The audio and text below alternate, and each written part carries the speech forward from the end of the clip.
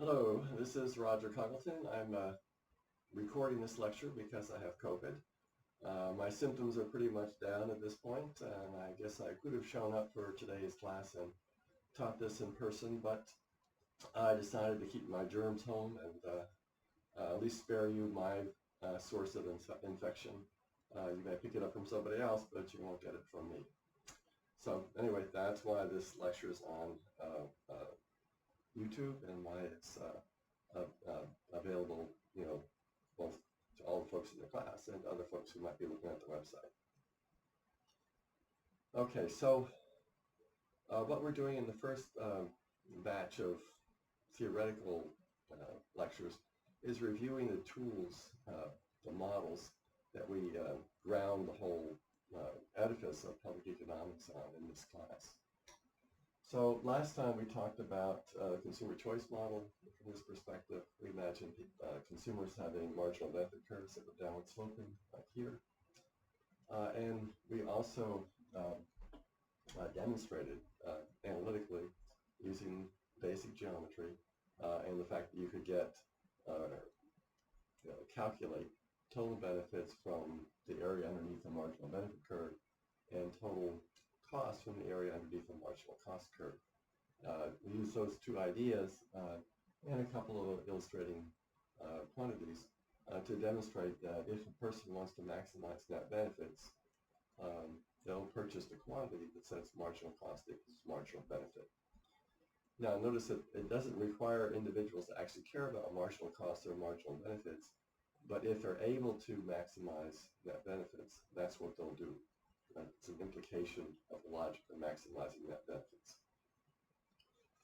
So it turned out, as we showed also last time, that if you think of a marginal cost curve,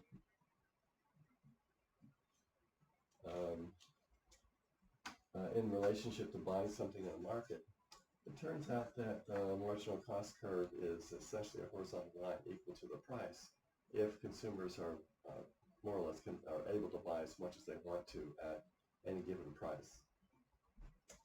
And so in that case, we got a diagram that looked very simple. Okay, you have this horizontal line for marginal cost, you have this downward sloping curve for marginal benefit, and the quantity that a person will buy will always be right where marginal cost equals marginal benefit, and we call that quantity Q star, or the ideal Q, where Q is the quantity of the good of interest.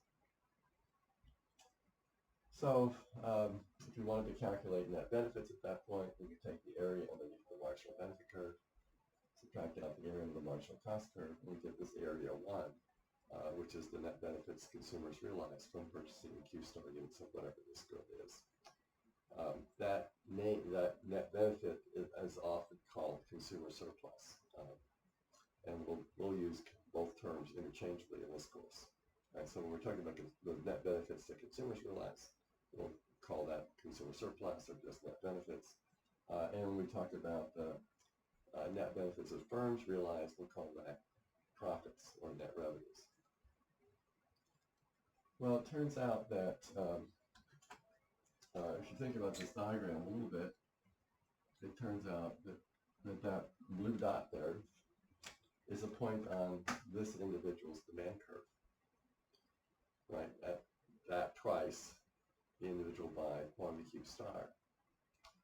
And in class last time we showed that if you went through and did a variety of prices, every time the price crossed the marginal benefit curve once, and the marginal benefit curve was initially above the price line, the marginal cost line, it turned out that individuals would always purchase that quantity, and that point would wind up being on the individual's demand curve.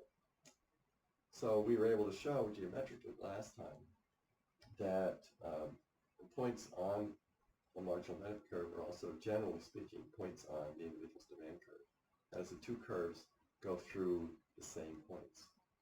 However, the logic of the two curves is different. Right? So the marginal benefit curve goes from quantity into marginal benefits, whereas the demand curve goes from prices into quantities. And so the logic of the two diagrams go in opposite directions. Mathematically, these are inverse functions for one another. And we also went through and showed how you could generate a market demand curve, which would be just the sum of the quantities purchased by every consumer at a given price. So in a sense, it's a sum of individual demand curves, which in turn turns out to be a sum of individual market benefit curves in terms of the points that the curves pass through. So what we're going to do today is go through the same kind of logic for firms. And so what I've just written down here is a couple of the conclusions that I hope to reach as in the course of today's lecture.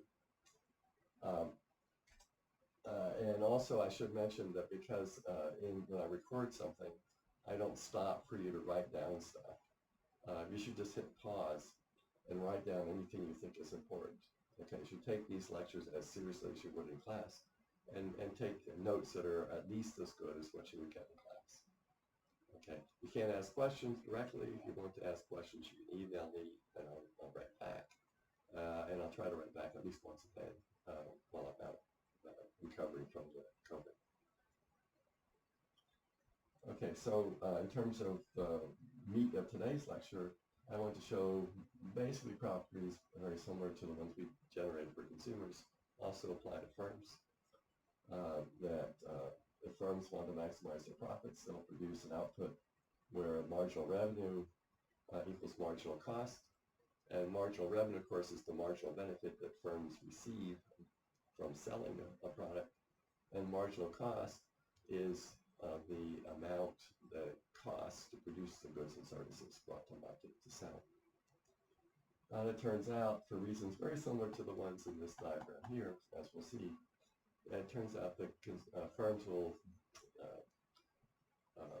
produce where marginal cost is marginal revenue. Marginal revenue, when firms can sell as much as they want to at a given price, is nothing more than a horizontal line through price.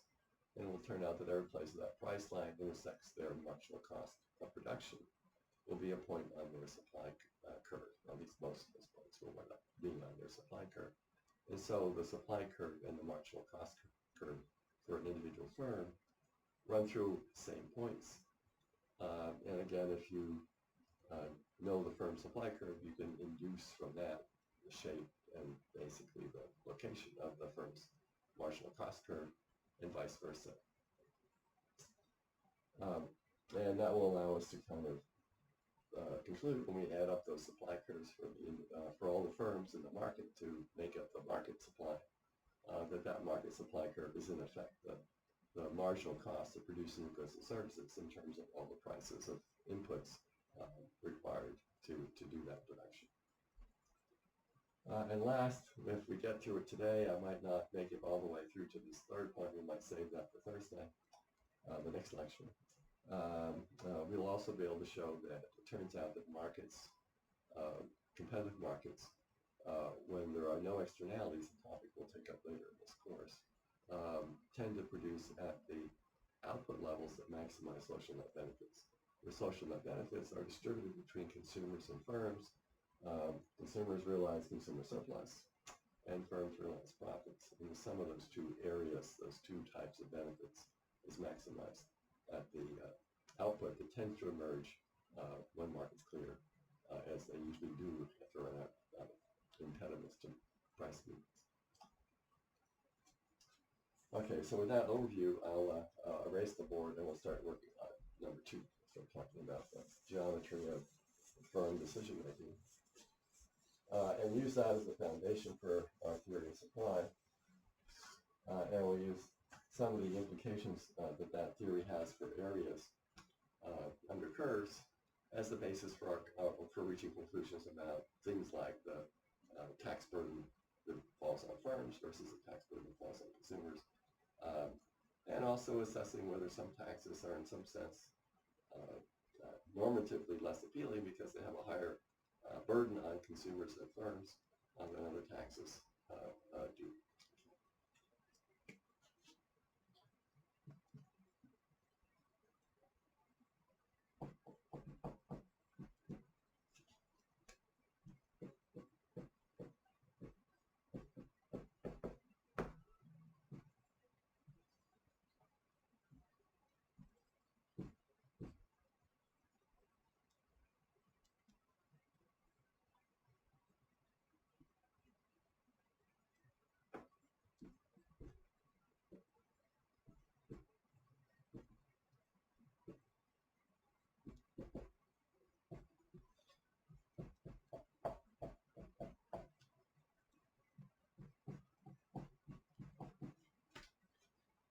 Okay, so I've just drawn um, the picture that illustrates the firm's profit maximizing decision. And what you probably should do right now is hit pause and copy this picture onto your notes. And then when you're through, hit play and we'll continue. Okay. So what I'm going to do here is I'm going to label these areas. And we're going to use those areas to compute the profit levels that the firm would realize if it produced an output like Q prime, an output like Q star, and an output like Q double prime. And again, my goal here is for you to understand why it is that firms who try to maximize profits will typically produce out of place where marginal revenue equals marginal cost, even if they don't have the faintest idea what marginal revenue and marginal costs are, simply because that's an implication of what happens when you maximize profits. Okay, so the way we're going to do this is very similar to what we did when we examined the consumer diagram. It was very similar to this. We're going to first take a look at the profits at Q prime, and that'll be equal to the total revenue at Q prime minus the total cost at Q prime. And in terms of the areas on the diagram, we get total revenue if we take the area underneath the marginal revenue curve. So that's this whole area, right, from 0 out to Q prime. So it's going to be A plus B.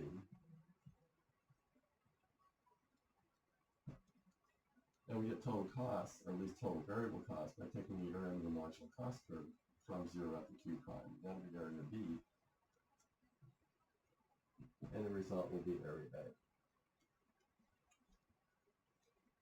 Okay, now you might think, okay, well, look, I just need to kind of go directly to A. I don't really need to think about A and B or B or any of the pieces of the argument. But that's not really correct, okay, for the whole course. Yeah, it's a rule of thumb, it's fine, okay, and rules of thumb can shorten your thinking process and also point you in the right direction when you want to go through and do your analysis more systematically. So when you first start doing these, do them carefully and kind of force yourself to go through one step at a time instead of just go right straight to the answer, because occasionally, if you develop an intuition like this, you're going to make mistakes that you could avoid if you did it systematically. And if you do enough of the systematic examples, your intuition about how to find these areas that correspond to profits or consumer surplus will be more reliable because you have this more thorough grounding of the intuition in the geometry of making profit maximizing or consumer surplus maximizing choices. Okay, so normally I'd be asking for everybody in class to participate in this, but unfortunately, being home in the basement recording this, I can't. So I'm just going to go right through all three of these and try to be slow enough that you can follow what's going on. But I'll be going faster than I would in class because I won't be interacting with you guys about how do I get total revenue, how do I get total cost in each case. Okay. So I'm hoping that you'll go through the mental steps yourself and not just memorize what I'm saying. Okay. All right. So we want to get the total revenue at Q star. Get the profit at Q star, you want to find the total revenue of Q star and the total cost of Q star. And to find the total revenue of Q star, we want to take the area underneath the marginal revenue curve from 0 out to Q star. And that'll be A, B, C, and D, like that whole rectangle here.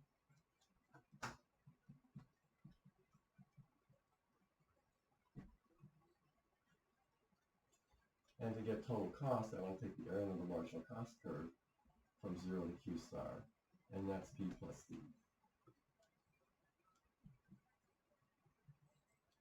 And when you do that subtraction, you'll get A plus C as the answer. Right, so this rectangle minus this triangle leaves you this triangle. All right, so one thing you can notice right away is that the firm realizes more profit at Q star than it did at Q prime, right? Because A plus C has got to be bigger than A as long as C is greater than 0. Right? If there's any area at all in this triangle here, that triangle exists. It's got to have positive area, and profits will go up somewhat if you move from Q prime to Q star. Now, the closer Q prime is to Q star, the less that C area amounts to, and so the less important it is. So a firm that is only roughly able to maximize profit could well be a little bit on either side of Q star, as it turns out. But as a first approximation for what it's trying to do, what it actually accomplishes, thinking that that the firms are going to be producing at Q star is a pretty reasonable way to think about it. So last we will do the profits at Q double prime. And what we want to do is to first find the total revenue at Q double prime, and we'll subtract out the total cost at Q double prime. Okay, so I think this is the one where it's easiest to make a mistake if you're just kind of looking in these areas. Okay, and you'll see where the mistake can come from. So total revenue will be the area underneath the marginal revenue curve all the way up to Q prime, Q double prime. And this is the area of this giant rectangle here. Okay, everything but E, right? A, B, C, D, and F.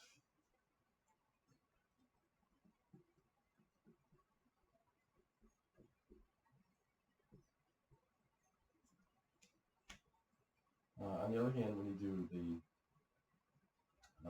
area that corresponds to total cost, it's only B, D, E in that.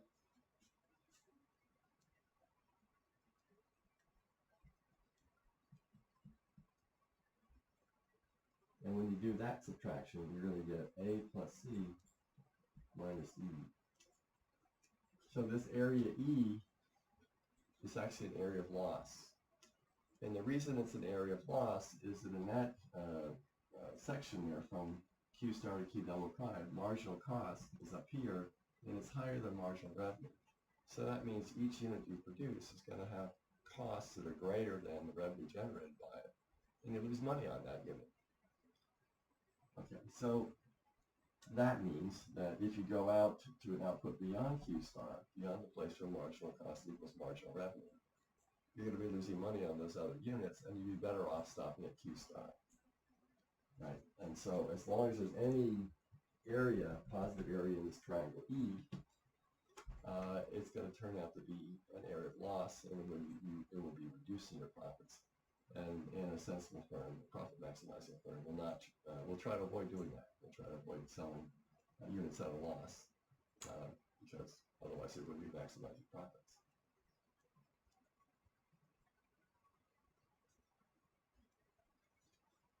Okay, so again, pause, copy all this down into your notes, and think about it a little bit as you write, more than you would in class, because you've got more time to do it.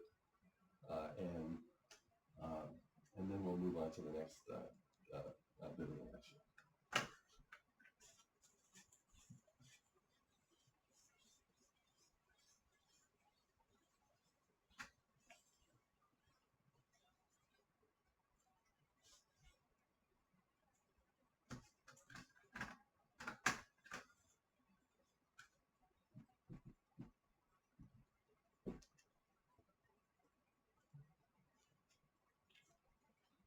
Okay, so the next thing we want to do is use the logic of what we just demonstrated, but some of the results from that we just demonstrated, to get a sense of what a firm's supply curve will look like.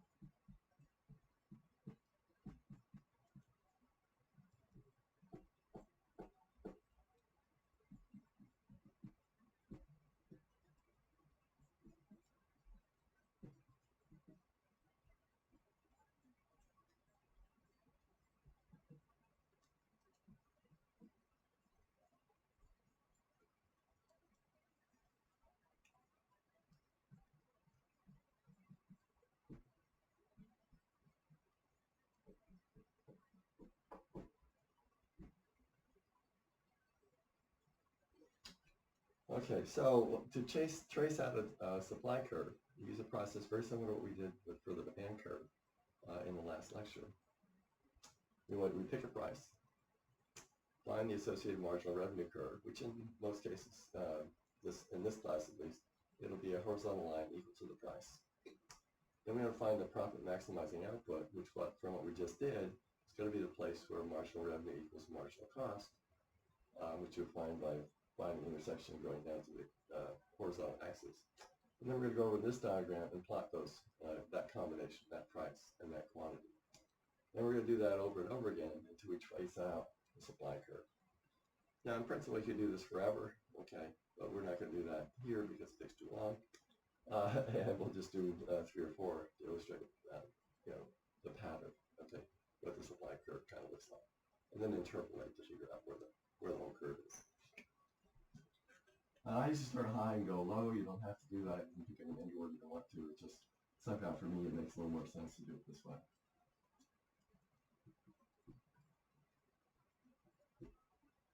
And the advantage of having the two diagrams alongside each other is you can line the prices up. And I think this is why Marshall, in his famous textbook from the 1890s, believe it or not, started this process of putting prices on the vertical axis all the time, instead of on the horizontal axis where you might think they would be if you're focused on supply and demand, because you're always talking about a function going from prices into quantities. And so in a sense, Marshall kind of set things up backwards. But for illustrations like this, and on the whiteboard or blackboard, it turns out that having price on the vertical axis is just a lot easier. You can get a lot more stuff in a long rectangular board if you put prices this way than the other way. So Marshall was right in terms of illustrating some properties, but it's a little bit confusing sometimes when you first run into these tools because the functions are going the opposite direction that you normally learn them in calculus and in geometry. Okay, so I didn't put any numbers on this, and so we're just going to eyeball it. Okay, try to keep the scales consistent with each other. Right, so what we've done so far is figure out one point on the supply curve. We pick another price. That gives us another marginal revenue curve. That gives us another profit maximizing quantity in Q2. We're going to put Q2 over here, again trying to keep the scales consistent.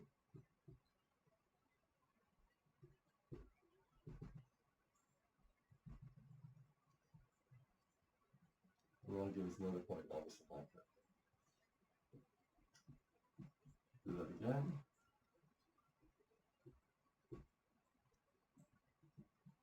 Find the profit maximizing output. And then plot the points.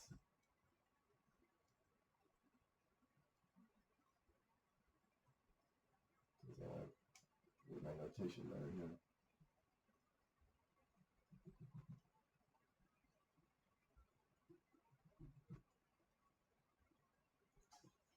All right, so it gives us 3 points. If we were to kind of connect them up, that would be that blue line is the supply curve. Okay, now I knew what the shape is going to be because I've done this many times, and also if you think about it, it's turned out that all 3 of the points that we put on the supply curve are also points on the marginal cost curve. And so as long as there's only one intersection between marginal revenue and marginal cost, and marginal revenue is initially above marginal cost, then it's going to turn out that those points will wind up on the supply curve. Okay, so the supply curve is always at least a subset of the marginal cost, points that are on the marginal cost curve. And when the marginal cost curve is rising through the whole range of interest, it will be the same. So we go through exactly the same points. Again, the logic is the reverse of the usual way we think about marginal cost. For marginal cost, you tell me a quantity, I'll go over here and read off the cost, right, of what the cost of that unit was. And as you do that for every unit as I produce. So the idea, the logic, the function goes from quantity into cost units. Whereas the supply curve is the other way around. You tell me a price, and I'll tell you the quantity.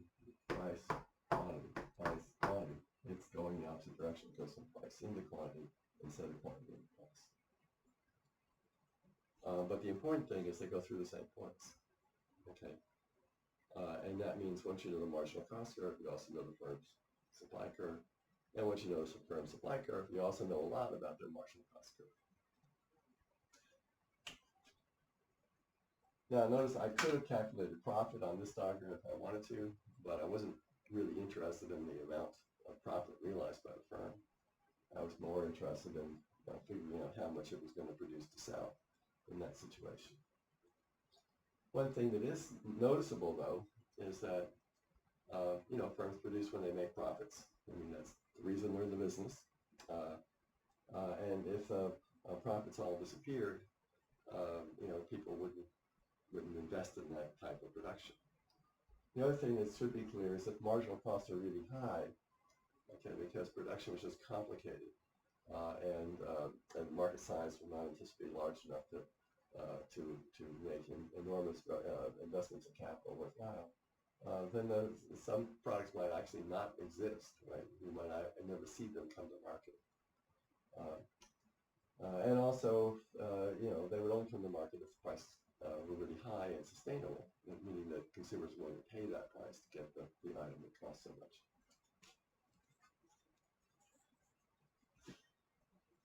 Okay, so once we have an individual firm supply curve, we can get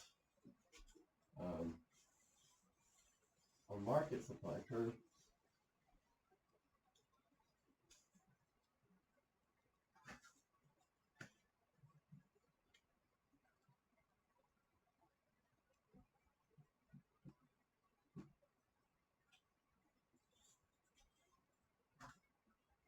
We get a market supply curve in a pretty straightforward way.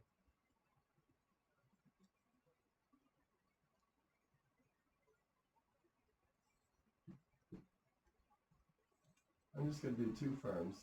That's not really enough for a whole competitive market. It gives you the idea, and it's enough to kind of get the logic going.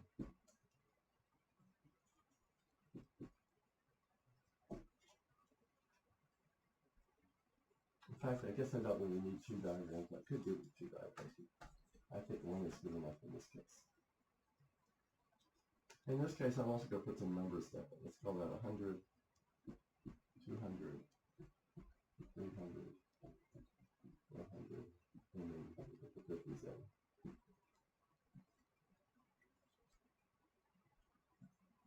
And this time I'm going to go from low to high.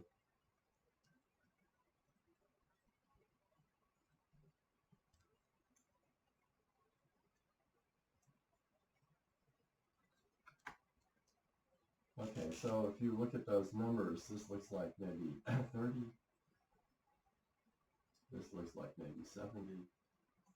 So 30 and 70 is about 100. I'll give you that. It's a little off, but it's about right. We're going to pick another price.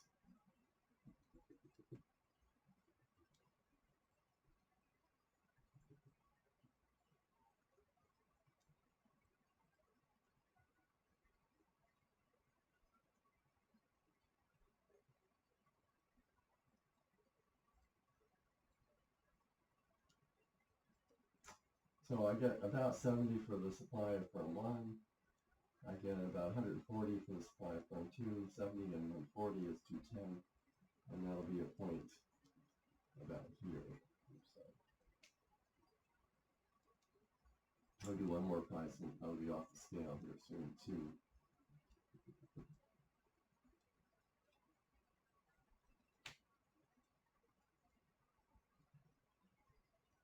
Again, the actual points are kind of a little bit arbitrary, but this has to be consistent with the diagram.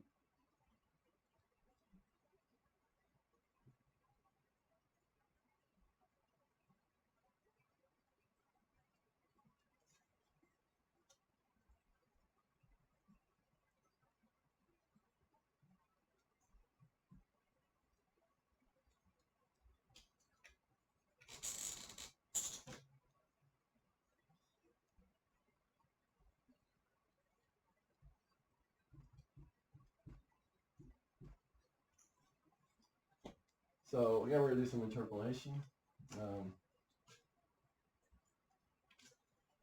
and trace out the whole market supply curve.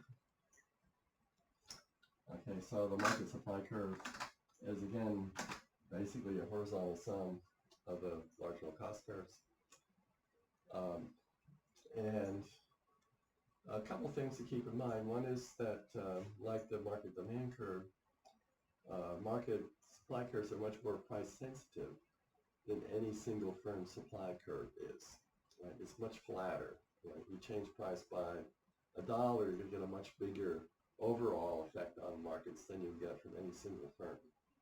In fact, a lot of firms might not do anything to adjust to $1 change in price, or just a few firms might do much of the adjusting. And if a few firms do it, then you'll get a bigger adjustment than any single firm engages in. Same thing's true of consumer prices, right? So a lot of us, when we go to the grocery store, we think a little bit about price, but it's not the only thing we have on our minds. And so, a small change in the price of some type of cereal we buy or some kind of beverage that we buy doesn't really affect our demand very much. Okay, in many cases we don't pay any attention at all unless it somehow impinges on our budget constraint and we have to pay attention. Okay, that doesn't mean that nobody cares about price. It just means that the folks doing the adjustment are different than we are. And again, the market sensitivity of price will be much greater than any single consumers. So in other words, the market supply curve tends to be flatter than any individual supply function at the firm level. And the market demand curve tends to be flatter, okay, than any single demand curve of an individual consumer would be. So there's a lot more price action, price quantity adjustment taking place in markets than take place at the level of a single consumer or a single firm. Okay.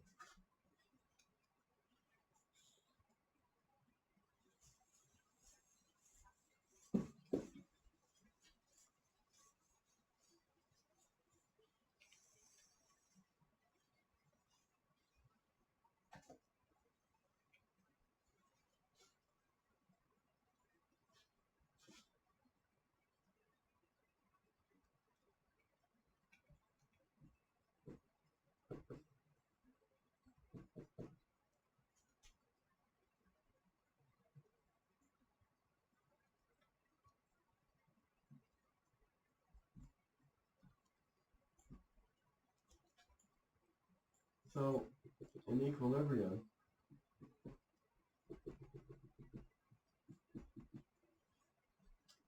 we expect prices to adjust so that the quantity that firms want to sell is exactly the quantity the consumers want to buy. Okay. And to say that it's truly exact would be an exaggeration, right? Prices are always moving around a little bit to adjust as other things change in the world, like input prices that firms have to pay to produce stuff, and prices of substitutes that consumers might move to in some cases because their prices are falling. And so it's just easier or more desirable to buy the substitute product rather than the one that we're focused on in this particular diagram. But as an approximation, it works fine. Okay. The markets will tend to be moving in this direction for various reasons. So, in terms of the diagram, price is going to be marginal cost to consumers and marginal revenue curves. All right, so the price line in this diagram has two different meanings depending on which side of the market you're focused on. Right, so for consumers it's a cost, okay, something would be nice to avoid. For firms it's the benefit, okay, it's the thing you'd like to have more of, other things being equal. And in equilibrium,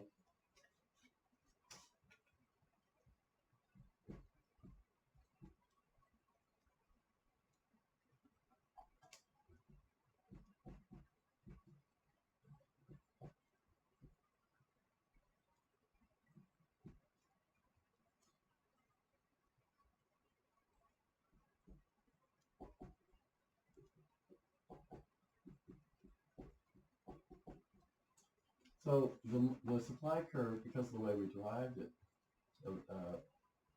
is a good approximation for what the marginal cost for the industry is.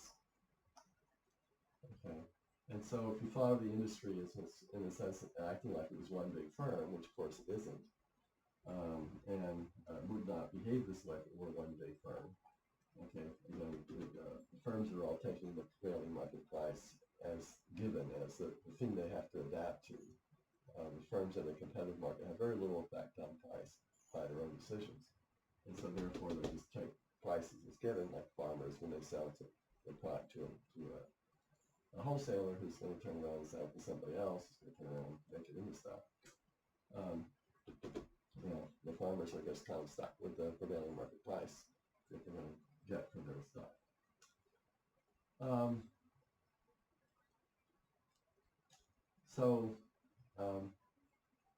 In that case, if you thought of the supply curve like it was a single firm, it would produce Q star and realize this profit. Okay, and if you thought of the demand curve, which is kind of like the marginal benefits for all consumers,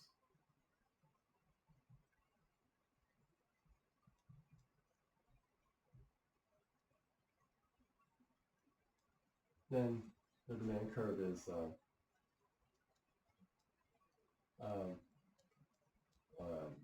can be thought as if it were like a giant consumer, right? And if the giant consumer taking prices is given and was going to buy a certain quantity at this price, it would buy Q star, it would realize consumer surplus equal to that triangle. And the logic of the other two diagrams, the diagram of consumer choice we did in the previous lecture and the firm choice we just developed in this lecture, kind of suggests that that this demand equals supply output tends to maximize the sum of consumer surplus and profit. Okay, one way to think about it is that this is the net benefits of all the market participants. Okay, and this is the cost of producing the stuff that generate those net benefits. Right, so in that case, you could think of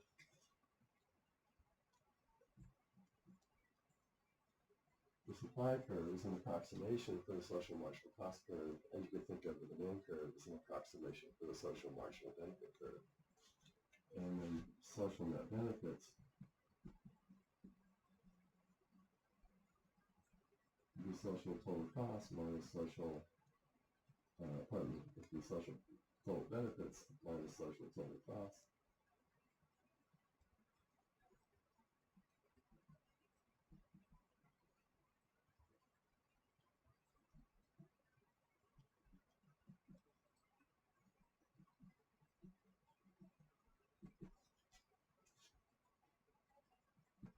And maximizing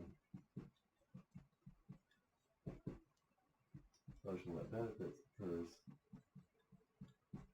when social marginal benefit at Q equals social marginal cost at Q.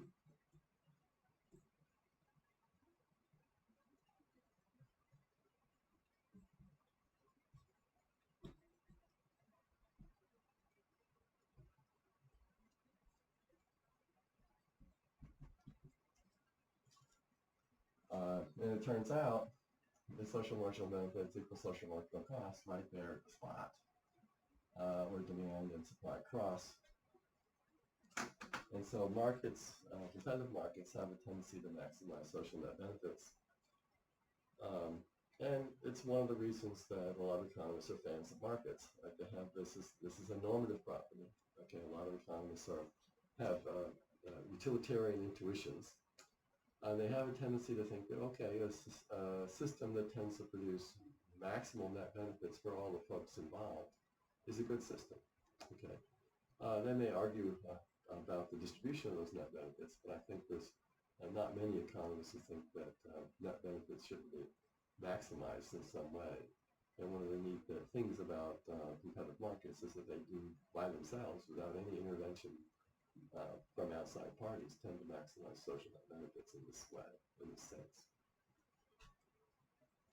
Okay, well that's of course a normative claim. Okay, what we do know positively is that these supply and demand models work pretty well as an explanation for the level of prices that we observe. And that they also do a reasonably good job of predicting output levels in various types of markets and how those output levels change when other factors change that shift the demand and supply curve around, such as government regulation, such as taxes, and subsidies. Okay, so I think that's a lot of material that I've covered here in this lecture. It's probably because I'm talking faster than I often do in class, I guess. And I hope you've had a chance to jot down some decent notes, and if not, just scroll through the thing again and jot down notes where you think there might be a gap. And with that, I'll stop today's lecture, and hopefully I'll be back on Thursday, and we'll be